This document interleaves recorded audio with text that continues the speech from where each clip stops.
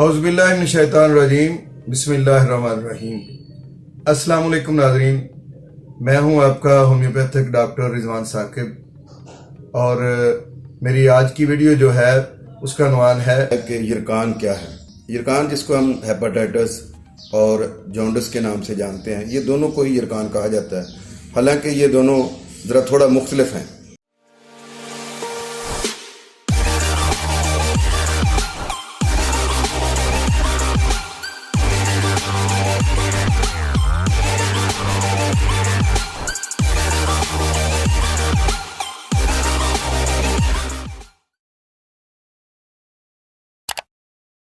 ये आजकल चूंकि ये एक वबा की सूरत में जो है ना वो आया हुआ है, ख़ास तौर पर लाहौर के गिरदोनवा में, तो ये बहुत ज़्यादा जो पेशेंट्स हैं वो आ रहे हैं और मेरे पास क्लिनिक पर बहुत सारे जो पेशेंट्स हैं वो इन दिनों में यरकान के हवाले से ही आ रहे हैं।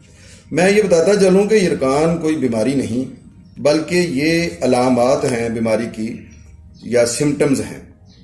ये ऐसी सूरत हाल है जिसमें जिल्द, आँखों के सफ़ेद हिस्से और जिस्म की मुख्तलिफ झिल्लियों का रंग जर्द हो जाता है। इस जर्दी की बुनियादी वजह एक ख़ास किस्म का कीमियाई मादा है जिसको हम बिलिरुबिन कहते हैं। बिलिरुबिन जो है वो इंतहाई पीले रंग का होता है, जिसको खून के अंदर जब वो जिगर से निकलकर खून में शामिल होना शुरू हो जाता है तो उससे ये सारी अलामत पैदा होती हैं। आंखें जो हैं वो इंतहाई पीली हो जाती हैं, जिल्द का रंग पीला हो जाता है, पसीना जो है वो पीला आता है और जो हमारा यूरिन है उसमें अंदर बहुत ज़्यादा पीला रंगत हो जाती है। तो अगरचे ये सूरत हाल मुख्तलिफ तरीक़ा से पैदा होती है, ताहम सबसे अहम और आम तौर पर होने वाला यरकान जिगर के ख़ास किस्म के खुलियों पर मुख्तलिफ वायरस के हमला आवर होने से पैदा होता है। वायरस की मुख्तलिफ किस्में हैं जिनमें हम ए, बी, सी, डी और ई के नाम से याद करते हैं। इनको हम hepatitis A, hepatitis B, hepatitis C, hepatitis D और हेपेटाइटिस ई कहते हैं। इनके अलावा कुछ और अक़साम के वायरस भी कभी कभार यरकान का सबब बनते हैं, लेकिन ज़्यादातर इन अक़साम में से ही कोई एक किस्म जिगर पर हमला आवर होती है। इन अक़साम में से अगर कोई किस्म है तो इस किस्म के यरकान को हम मुतअद्दी यरकान कहते हैं।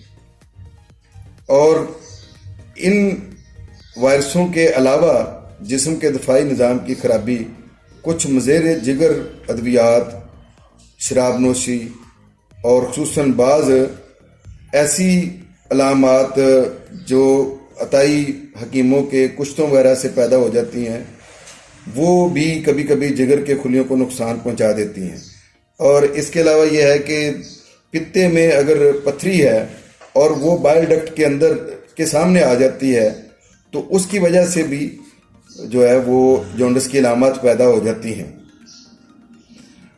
ये तमाम अक़साम जो है वो दीगर अक़साम की निस्बत कम अहम और कभी कभार होने वाले गैर मुतअद्दी यरकान की अक़साम कहलाती हैं।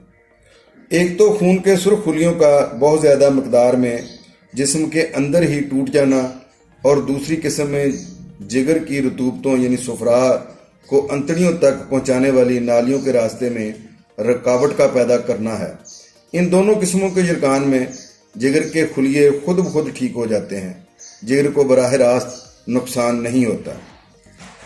यरकान की इब्तदाई अलामात पर अगर हम बात करें तो जब एक मरतबा virus A, B, C, D, ई में से कोई भी वायरस जिस्म पर हमला आवर हो जाए तो औसतन तकरीबन 2 से 8 हफ्ते के बाद बीमारी की अलामत ज़ाहिर होने लगती हैं। पहल सिर्फ हल्का बुखार और जिस्म में थकावट की अलामत पैदा होती हैं। इसके बाद सरदर्द की शिकायत जन्म लेती हैं और साथ ही भूख भी कम लगना शुरू हो जाती है या भूख आम तौर पर लगना बंद ही हो जाती है। इसके अलावा मतली की शिकायत होती हैं, ऐसे लगता है कि जैसे उल्टी या कै आने लगी है और बाज़ औक़ात कै और दस्तों की शिकायत भी हो जाती हैं।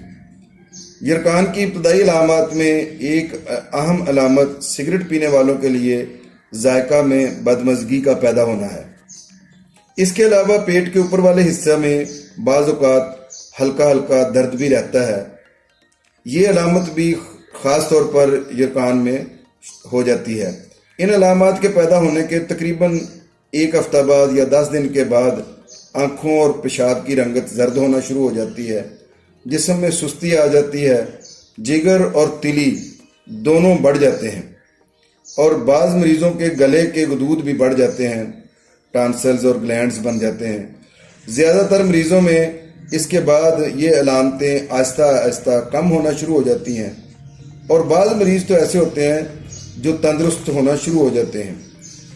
بی وائرس کی علامات بھی اسی طرح کی شکایات کی صورت میں نمودار ہوتی ہیں، لیکن اس میں ان کی شدت نسبتاً زیادہ ہوتی ہے اور ان کے علاوہ پٹھوں اور جوڑوں میں درد، بعض اوقات جلد پر خارش وغیرہ بھی نمودار ہو جاتی ہے.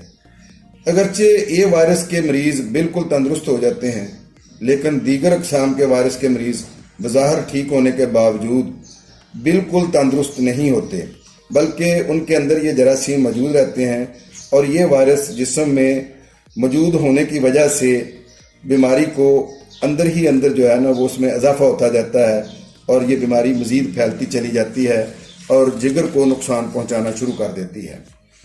ناظرین، چونکہ یہ حالیہ جو بارشیں ہوئی ہیں ان کے اندر یہ وائرس زیادہ پھیل رہا ہے. اس کی وجہ یہ ہے کہ یہ موسم بارشوں کا نہیں تھا اور اس کے اندر جو ہے وہ وائرل انفیکشن جو ہے اس کے خدشات بہت ہوتے ہیں.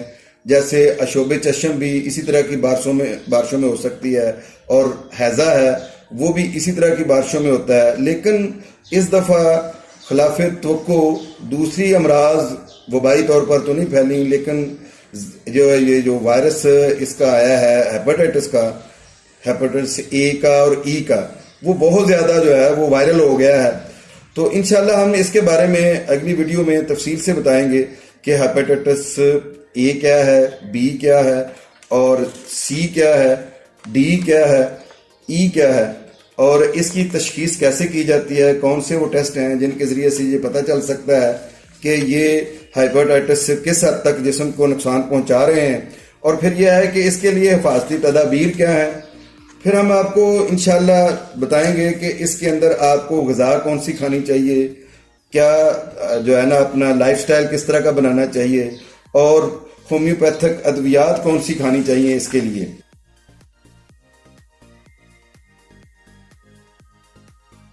تو ناظرین، یہ انشاءاللہ ہم آپ کو اگلی ویڈیو میں بتائیں گے.